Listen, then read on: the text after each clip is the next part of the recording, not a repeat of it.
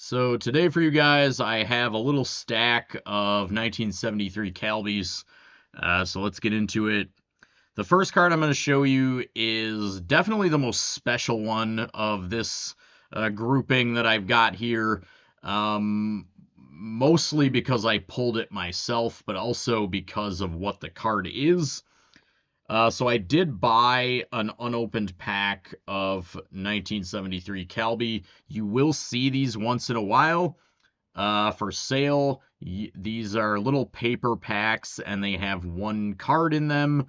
They were given out at the register if you bought the Calbee snack. And basically, I have shied away from buying these, although you do see them remarkably after half a century. You do see these pop up once in a while, these unopened packs. But the reason I have shied away from them until now is that actually, because these are paper, if you have a strong enough flashlight, you can actually shine them into the pack and you can see what's in there. So my thought is that, well, people know this probably, and what they're doing is they're doing the flashlight test, and if it's like Sadaharu O or a rare card, then they're going to keep it from themselves. But if it's a little more mundane, then they'll just put it for sale as an unopened pack.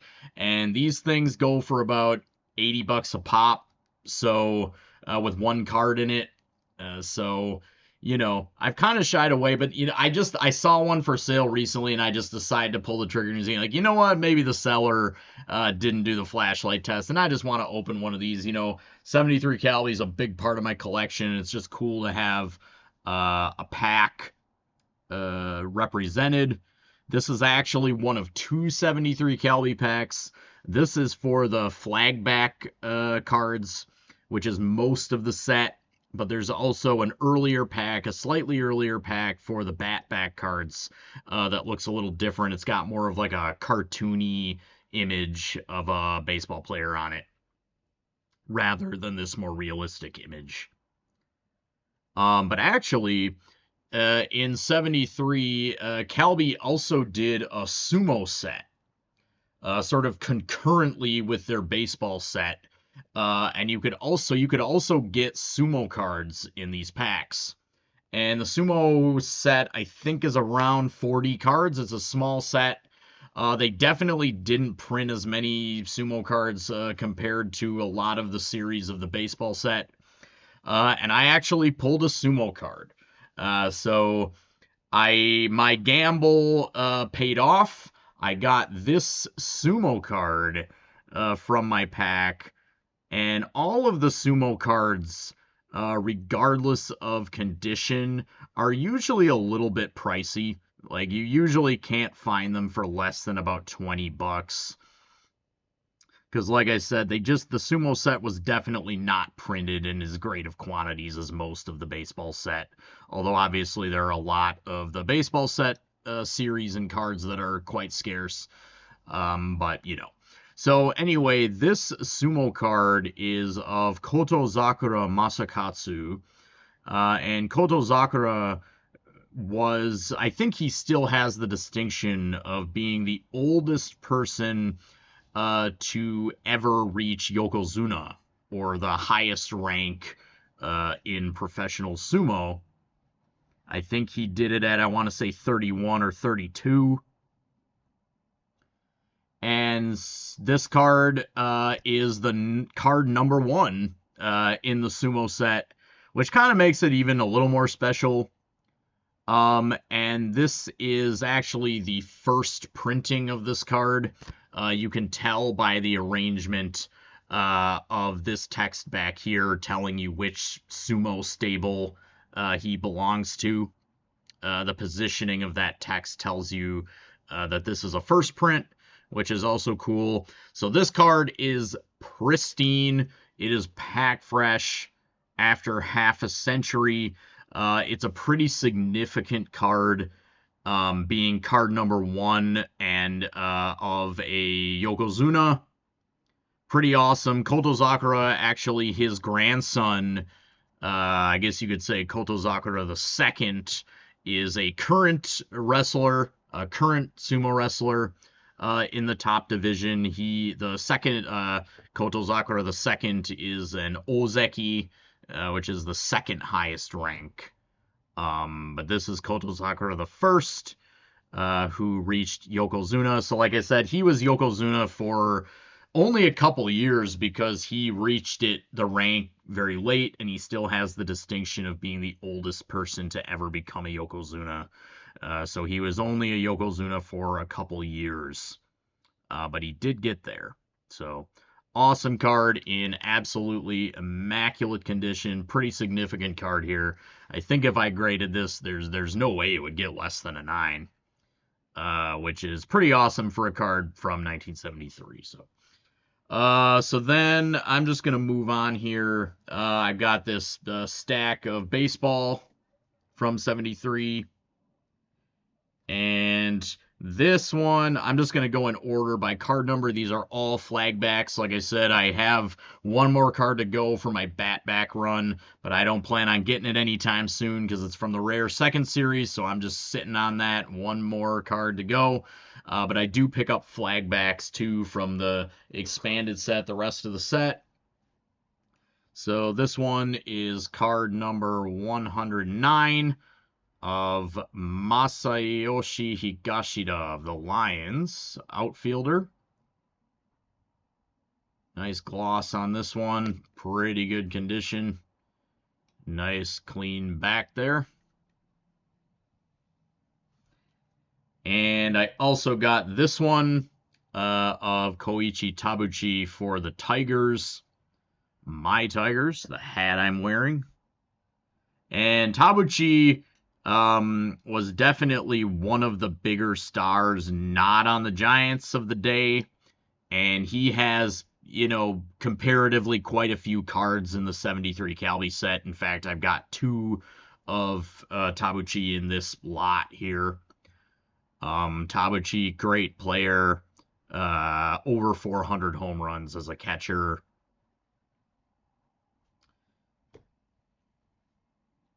And then I have this one, another Lions player, Mitsuo Motoi, second baseman for the Lions.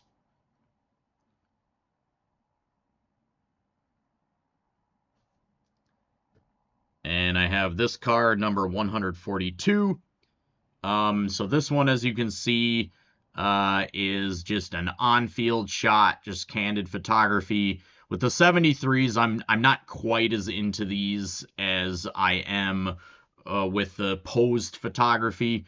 The posed photography with that old school feel is just one reason I really like 73 Calbee a lot. But I got this one because it has Sadaharu O on it. So there's really no such thing as a bad Sadaharu O card. So I picked this one up. Nice clean back too. And again, I have another Tabuchi here. Great card. Check this out. More of a nice close-up shot of him.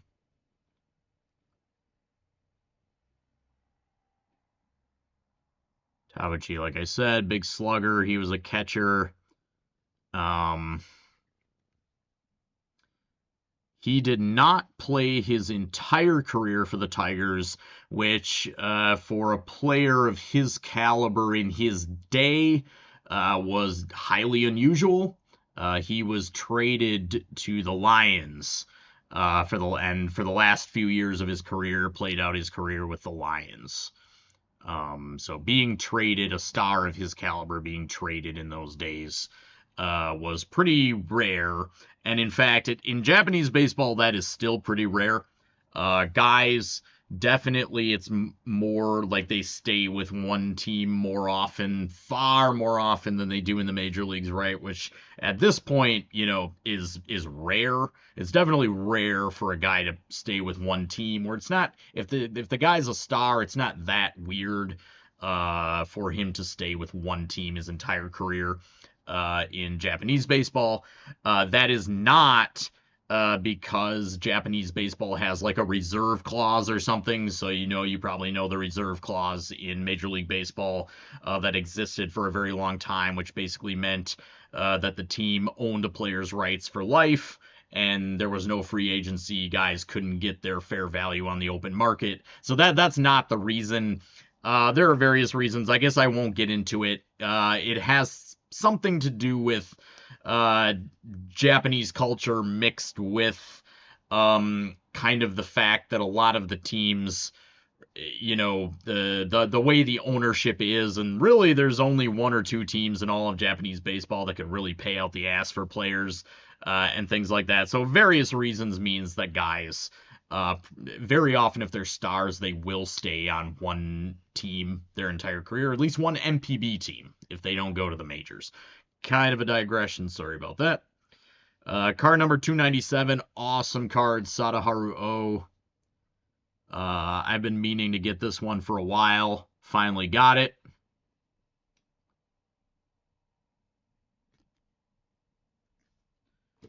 And then I got a pretty significant card here as well. And this card is of Satoshi Niimi